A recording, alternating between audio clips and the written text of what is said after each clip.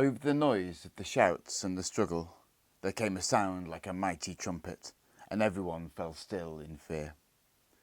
Chulak was frightened as well, though he knew what it was, for when Hamlet trumpeted, it meant he had nearly lost his temper.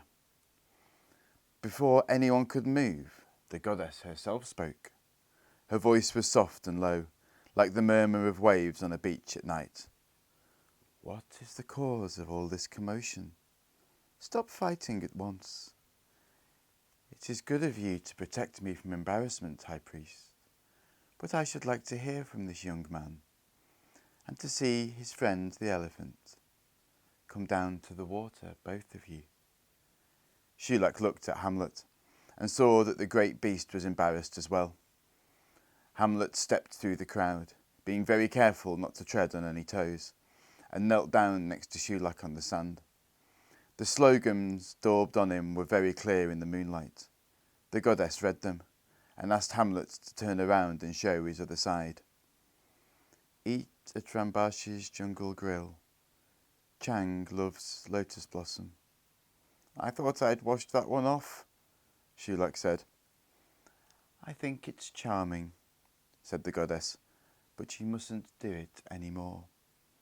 Your friend is too wise and noble to be written on, and if he could speak, I'm sure you'd realise that yourself. And she looked at Chulak in such a way that he knew exactly what she meant and felt ashamed. However, she went on, I can see that your request is not a frivolous one. Tell me what you seek. We've got a friend, Chulak said eagerly, and she wants to be a firework maker, you see, and she's done all the apprenticeship, but she wants to get some royal sulphur from Razvani the fire fiend so as to qualify properly. So she's gone off by herself to Mount Merapi, only she didn't know about getting a flask of magic water for protection, and we don't want her to get hurt, so we've come to ask, please, as a great favour, if you could give us some, and then we'll chase after her and see if we can catch her up. The goddess nodded. Your friend has good friends, she said, but Mount Merapi is far away, and the journey is dangerous. You had better set off at once, and take great care. And as if she had known what they wanted all the time, she held out a little gourd fastened with a silver clasp. Chulak took it and bowed again, and the orchestra began to play, and the dancers to dance, and when the people looked at the lake again, the goddess was gone, though no one had seen her vanish. Before they left, Chulak washed Hamlet clean in the lake. Some of the village children helped, but they didn't help for long, because soon there was something else for them to see, a great cloud of smoke and flames coming from the jungle grill. Oh dear, says Chulak.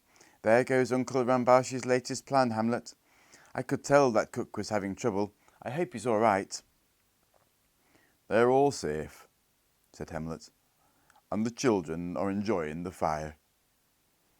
Squeals of delight and excitement were coming from the crowd as the roof fell in with a shower of sparks.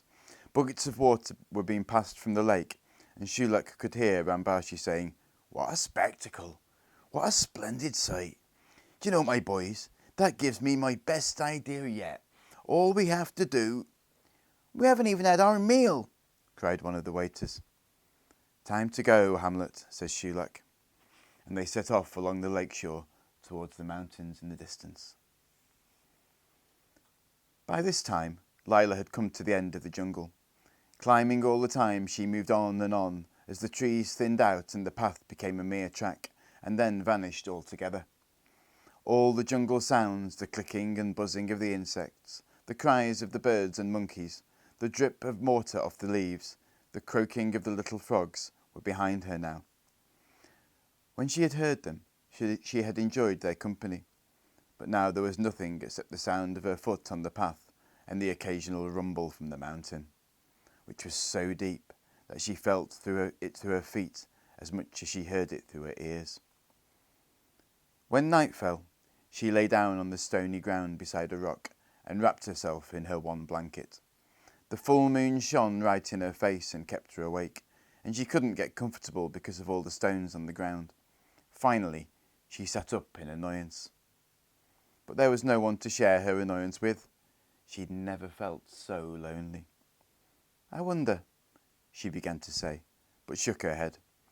She hadn't come on this journey in order to wonder how things were at home. It was the way things were at home that had made her come on the journey after all.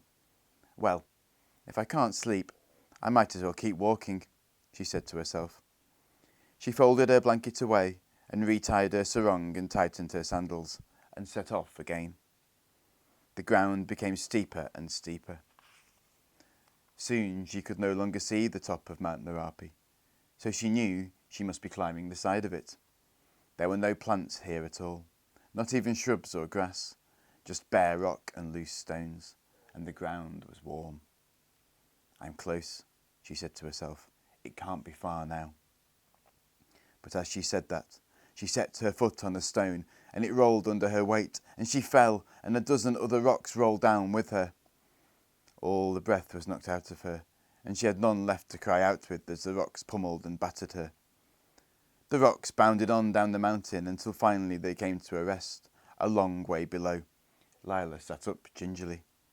Ow, she said. That was silly. I wasn't looking where I was putting my feet. I must be more careful. She got up and found that one of her sandals had come off and had tumbled down the mountain with the stones. It was nowhere to be seen. Very delicately, she put her naked foot down and found the ground hot beneath it. Well, there was nothing she could do about that, and hadn't she come seeking fire? And hadn't she burned herself time and again as an apprentice? And what did she need delicate feet for anyway? On she climbed, higher and higher. Before long she came to a part of the slope where all the stones were loose, and where she slid back 2 steps for every 3 she took upwards. Her feet and legs were bruised and battered, and then she lost her other sandal, and she nearly cried out in despair, because there was no sign of the grotto, just an endless slope of hot, rough stones that tumbled and rolled underfoot. And her throat was parched, and her lungs were panting in the hot, thin air, and she fell to her knees and clung with trembling fingers as the stones began to roll under her again. She let go her little bag of food and her blanket. They didn't matter anymore. The only thing that mattered was climbing on.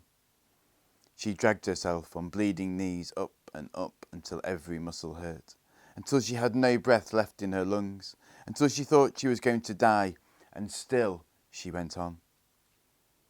Then, one stone bigger than the rest began to shift above her as the little stones beneath it tumbled down. It slid and rolled towards her, and she had no strength to move, but at the last second it bounded over her and rolled on down the mountainside in a cloud of dust and pebbles. Where it had been, there was a great hole as tall as a house. The moonlight shone into it a little way, but the hole went deeper still, right into the heart of the mountain. A gust of sulphur-laden smoke came billowing out, and Lila knew she had found her goal. It was the grotto of the fire fiend.